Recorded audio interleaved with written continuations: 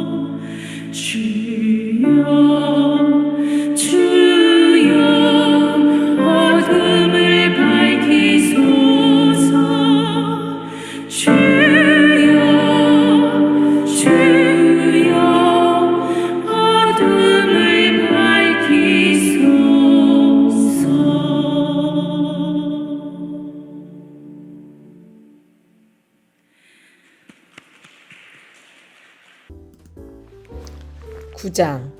내가 자유인이 아니란 말입니까? 내가 사도가 아니란 말입니까?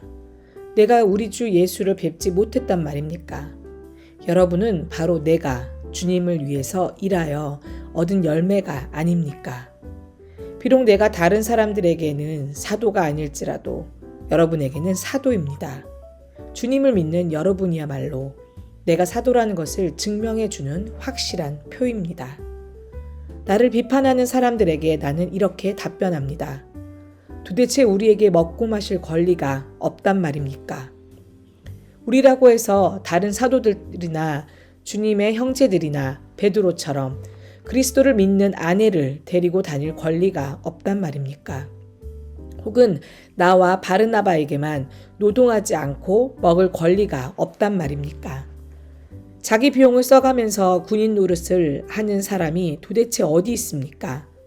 누가 포도밭을 만들어 놓고 그 밭에서 열매를 따먹지 않겠습니까? 또 도대체 누가 양을 친다면서 그 젖을 짜먹지 않겠습니까? 내가 단순히 인간의 경험만으로 이런 말을 하는 줄 아십니까? 율법도 이렇게 말하지 않습니까? 모세의 율법에 타작마당에서 일하는 소에게 망을 씌우지 마라 라고 기록되어 있습니다. 하느님께서 소를 걱정해서 하신 말씀이겠습니까? 아니면 우리들을 위해서 하신 말씀이겠습니까? 물론 우리를 위해서 기록해 두신 말씀입니다. 밭을 가는 사람이 희망을 가지고 일하고 타작하는 사람이 자기 몫을 얻으리라는 희망을 가지고 일하는 것은 당연한 일입니다. 우리가 여러분에게 영적인 씨를 심어 주었는데 이제 여러분에게서 물질적인 것을 거둔다고 해서 그것이 지나친 일이겠습니까? 다른 사람들이 여러분에게 거두어갈 권리를 가졌다면 우리에게는 더 큰 권리가 있지 않겠습니까?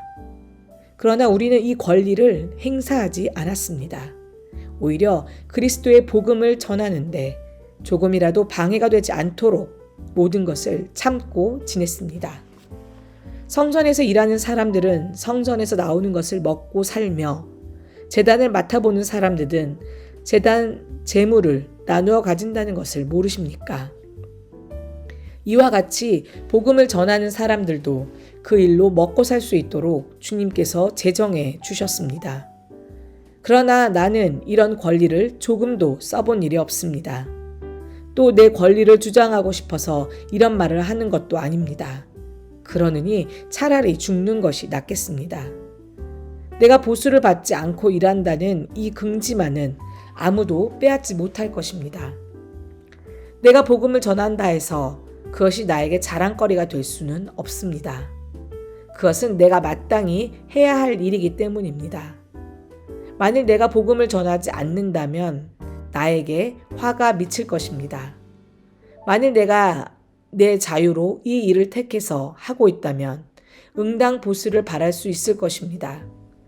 그러나 사실은 내 자유로 택한 것이 아니라 하느님께서 그 일을 내 직무로 맡겨주신 것입니다. 그러니 나에게 무슨 보수가 있겠습니까?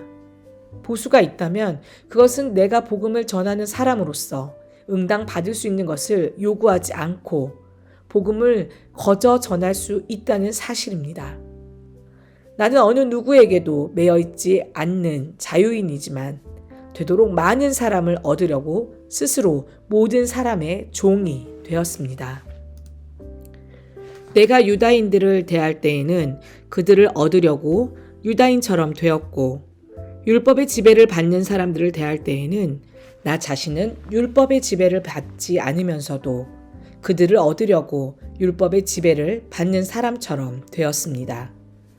나는 그리스도의 법의 지배를 받고 있으니 실상은 하느님의 율법을 떠난 사람이 아니지만 율법이 없는 사람들을 대할 때에는 그들을 얻으려고 율법이 없는 사람처럼 되었습니다.